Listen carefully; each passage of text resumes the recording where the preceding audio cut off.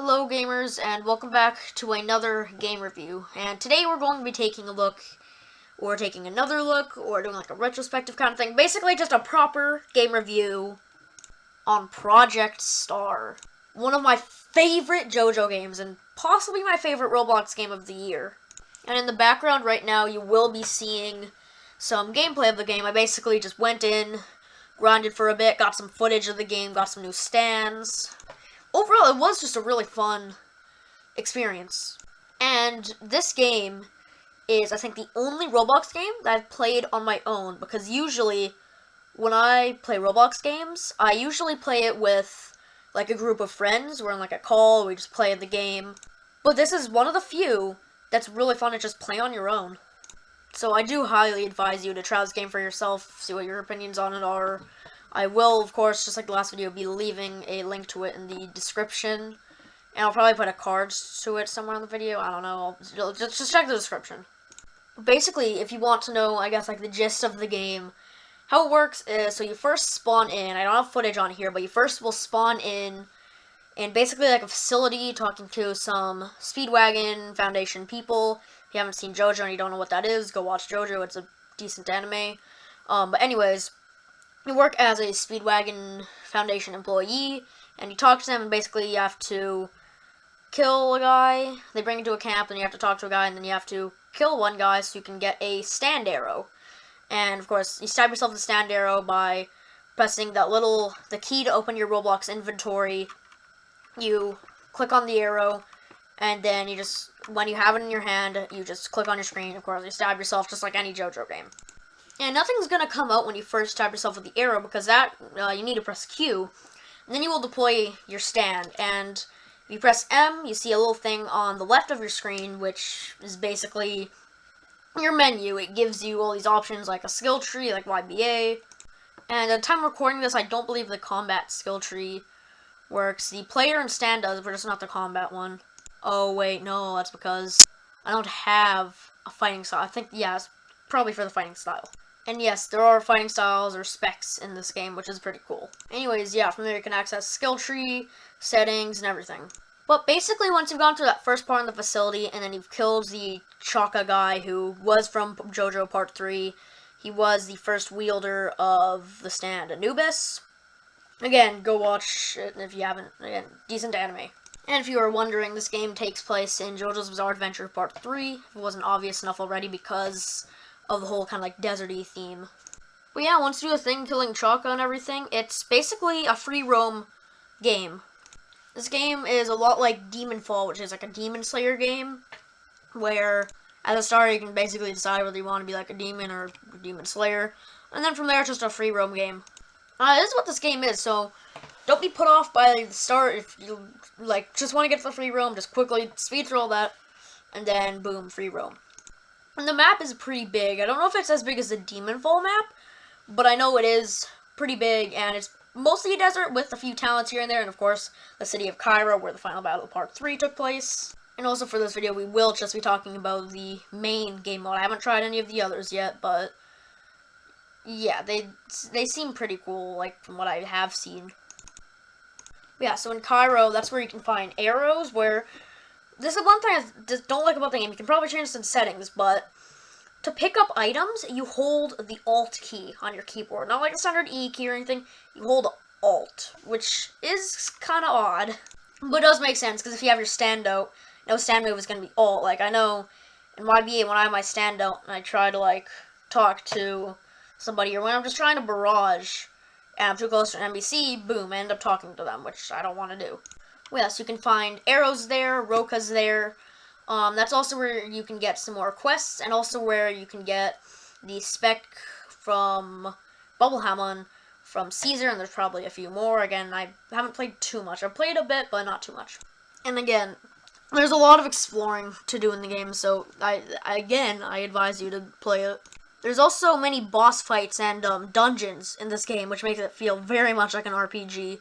We're basically transported into a separate not like a mini game, like Hypixel Minecraft mini games, but like a small game, I guess, if that makes sense. Basically, you're transported to a room where you fight a boss, and the boss fights are pretty cool. And speaking of fighting, the PvP system is very nice. It feels very fluid. It feels like there's a lot of like weight when you hit somebody in the game because of the really nice animations. And there is like blocking and perfect blocking, all your standard PvP system stuff. I don't know too much about the meta of the game right now. There's probably a bunch of other videos on YouTube like, oh, epic silver chariot combo, real. But yeah, so if you want like a short summary of what the game is like, it's Roblox Demon Fall, but JoJo, and not as boring as Demon Fall.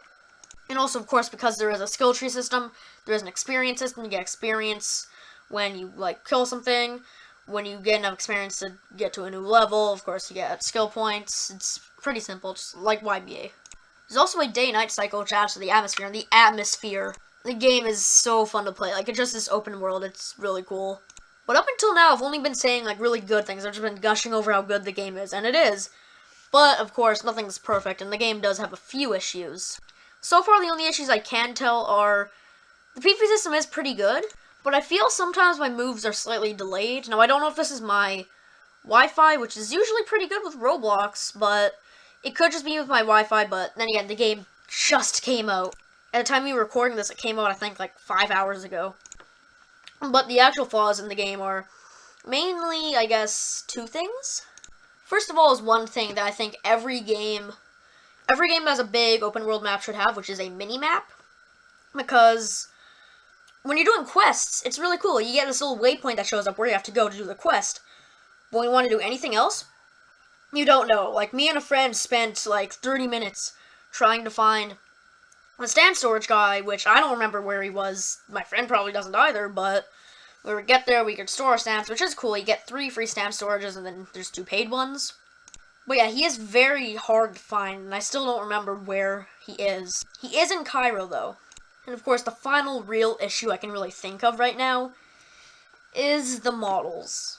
Yeah, the stand models aren't the greatest. A lot of them are, like, pretty good, like the Fool's model.